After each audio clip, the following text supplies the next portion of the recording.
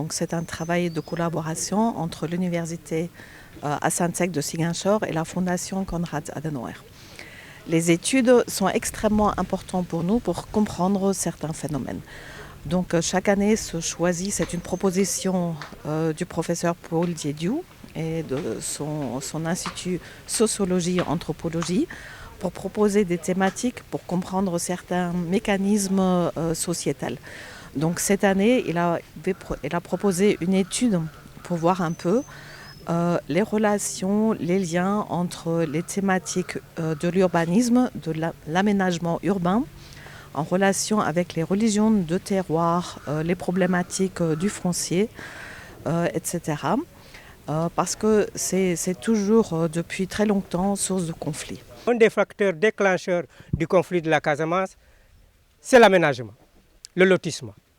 À partir des années 70, il y a eu donc le lotissement de la ville de Ziguinchor et ça a créé des conflits et ça a créé des frustrés qui ont regagné justement le maquis.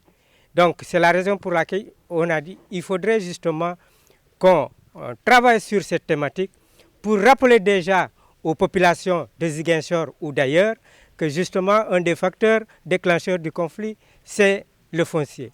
Et que justement on procède toujours à l'aménagement.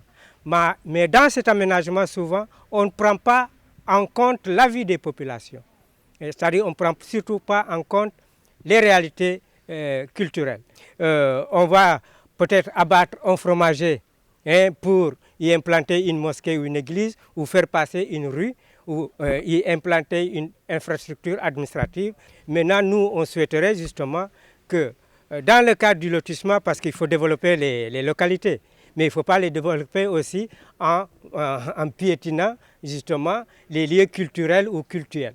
Donc il faudrait au préalable prendre la tâche des populations pour pouvoir identifier, répertorier les sites avant de procéder par exemple à l'aménagement.